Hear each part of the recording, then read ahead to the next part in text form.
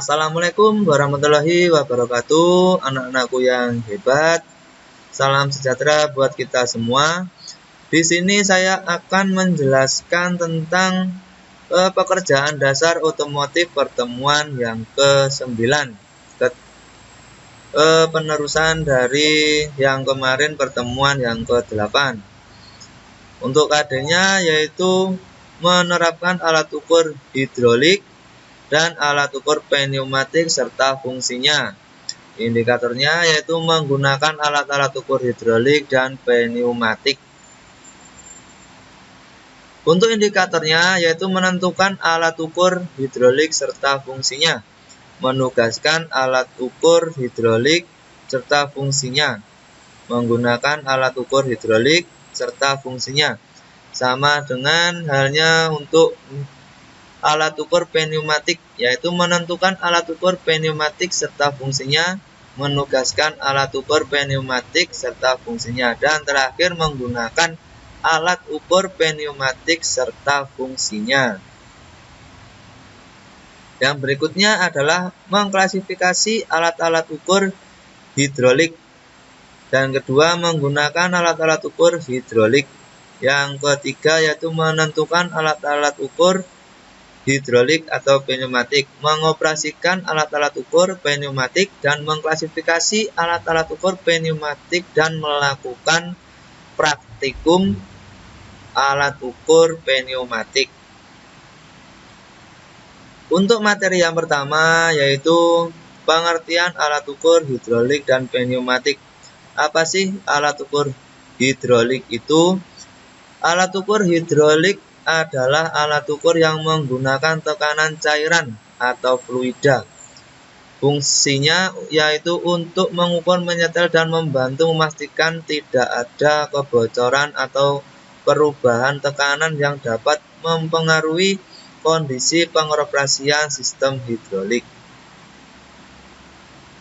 Untuk berikutnya yaitu pengertian alat ukur pneumatik, yaitu alat ukur yang digunakan untuk mengukur tekanan atau kompresi suatu benda kerja.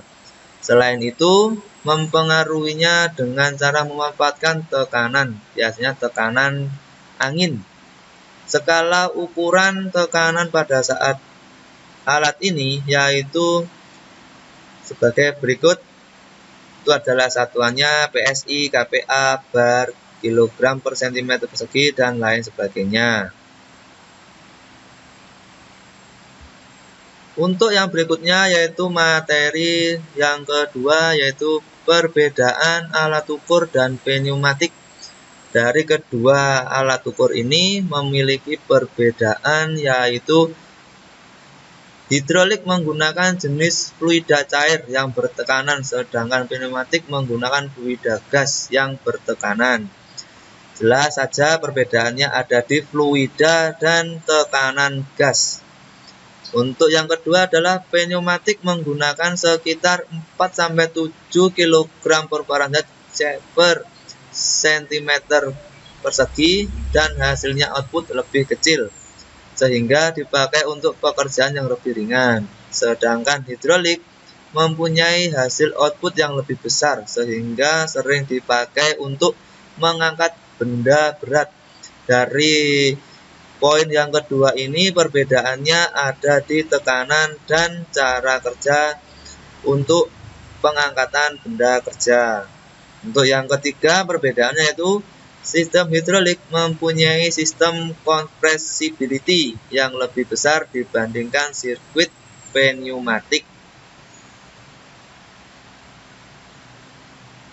Untuk yang berikutnya yaitu masih perbedaan dari pneumatik dan hidrolik. Yang keempat yaitu untuk pneumatik mempunyai udara yang ketahanannya kecil dan dijalankan lebih sempurna dibandingkan tenaga hidrolik, karena hidrolik membutuhkan tenaga yang besar.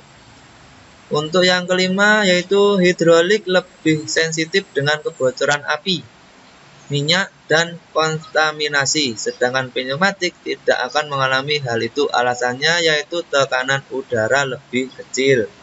Biasanya di hidrolik itu terjadi korosi atau korosi. Yang keenam, poin yang keenam yaitu sistem hidrolik membutuhkan pompa untuk menghasilkan tekanan yang besar. Jelas karena untuk menampung fluida tersebut. Untuk berikutnya yaitu adalah jenis-jenis alat ukur hidrolik dan pneumatik. Jelas kalian banyak menemui di bingkel-bingkel, yaitu yang pertama yaitu hidrometer. Apa sih hidrometer tersebut? Hidrometer adalah suatu alat yang digunakan di bidang otomotif untuk melakukan pengukuran berat jenis elektrolit pada baterai. Ini adalah alatnya. Yang kedua yaitu adalah tire pressure gauge. Adalah alat yang digunakan untuk mengukur tekanan angin pada ban kendaraan supaya tekanan angin ban sesuai dengan batas yang diizinkan. Ini adalah alatnya, bisa dilihat di slide ini untuk tire pressure gauge. Untuk yang ketiga yaitu adalah compression tester.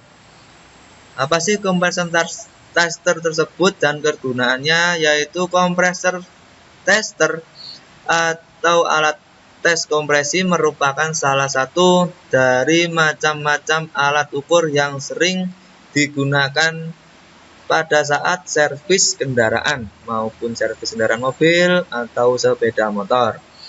Yang kedua adalah compression tester, berfungsi untuk mengetahui besarnya tekanan kompresi pada tiap-tiap silinder di mesin.